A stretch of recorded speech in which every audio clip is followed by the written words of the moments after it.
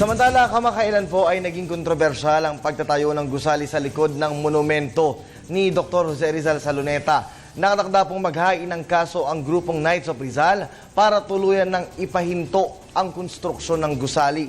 Sa punto pong ito, makakapanayam natin live sa ating studio ang kilalang historian at miyembro po ng nasabing grupo na si Professor Xiao Chua. Magandang hapon sa iyo, Prof. Xiao. Makasaysayang hapon po sa inyong lahat. Alright. Sir, Professor Xiao, wala bang, unang tanong wala bang nalalabag na batas ang planong pagtatayo ng gusali malapit sa monumento ni Gado Jose Rizal sa Luneta? Okay.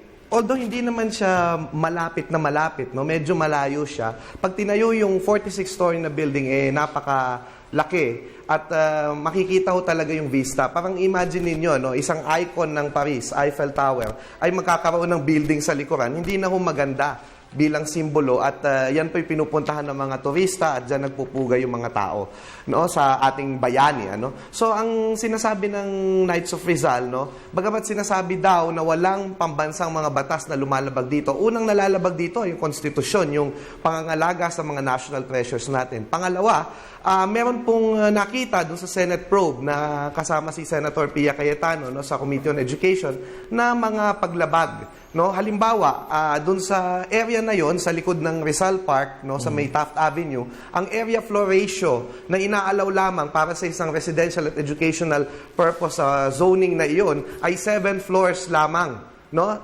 Sobrang taas po nung magiging monumento. At ngayon pa lamang, kahit na 20 floors na yung naitatayo, ay malaki na po na, kumbaga, sagabal dun sa dating vista na for 100 years ay malinaw na nakikita. At gayon din, nagkaroon din ng pagbibigay ng exemption ng City Government of Manila. So, ibig sabihin, na-exempt sila dun sa 7 floors na yon at nabigyan ng permit kahit tinatayo na yung gusali. So, yun lang yung mga question na nais namin sana na dinggin ng Supreme Court na may patigil ang konstruksyon ng Torre de Manila. Oh, Prof. Xiao, kilala ang Knights of Rizal na against na nga dito sa pagtatayo nitong condominium unit sa likod mismo ng bantayog ni Dr. Jose Rizal.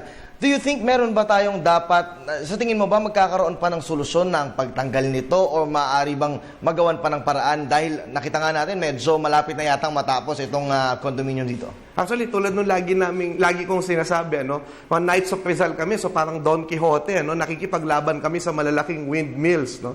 Pero alam nyo, nagtitiwala po kami sa Korte Suprema na didinggin niya po yung plea ng taong bayan na na ngayon lumalakas na po yung sentimiento laban sa nangyayaring ito dahil na ngayon nakikita na, alam mo, kagandahan nga na nangyari itong isyong ito na pag-usapan bigla ang iba't ibang gusali ng pamana, yung mga monumento na iba-iba, no, na nanganganib din, no. At ngayon nakikita natin yung kahalagahan nito sa ating bansa na hindi lamang nabubuhay ang tao sa pagkain, pati sa mga dangal na ibinibigay ng kasaysayan natin. So, sa aming palagay, no, makikinig ang Korte Suprema at doon na lang kami dumidilig, doon na lang kami umaasa kasi wala namang ganong kalaking pera ang International Order of the Knights of Rizal. We're a civic organization, ano? So, umaasa po kami, nakikiling ang batas sa katwiran. Oh, Prof. Xiao, marami ang nagtataka kung meron bang essence kung ipapaalis natin ito or wala. Marami sa mga social networking sites ang pumapabor, marami ang hindi.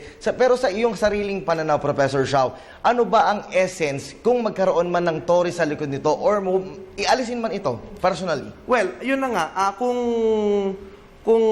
nandoon yung gusali na iyon, no, sa likod ng monumento ni Dr. Jose Rizal, ang purpose kasi ng Rizal Monument at ng Rizal Park ay maging Lord si Jose Rizal nung Rizal Park na yun. Siya yung magiging dominant figure. Kasi yun na nga, siya yung simbolo ng ating bansa. Doon nagpupugay ang ating mga pinuno, doon nagpupugay ang mga pinuno ng mundo sa ating mismong bansa. No? So, ito'y simbolo ng ating bansa mismo. So, yun na nga, ang dami-dami naman pwedeng patayuan ng mga lugar at kayang-kaya ng DMCI na bumili ng ibang mga lupa. Bakit pa sa likod ng monumento ni Rizal? Parang may intensyon na talagang kapag nagpalitrato ka sa pambansang monumentong ito, ay nandoon yung gusali nila. So, sana wag naman ganun. Wag naman tayong maging commercial. But in fairness to DMCI, madami silang magagandang gusali at mga proyekto. Pero sana wag sa likuran ng Rizal Monument. Okay. Okay, nabanggit mo kanina, Professor Shao, walang pambansang batas na nagpoprotekta at nagbabawal sa pagpapatayo. Sa tingin mo ba, meron ba kayong pwedeng ilapit sa mga kongresista natin at sa senador para mabigyan man lang yung ating mga historical sites, not particularly ito lang sa Luneta, but the entire country? Sa tingin mo ba, makakagawa ang Knights of Rizal ng isang panukala man lang sa ating mga kongresista para maproteksyonan yung mga ganitong klaseng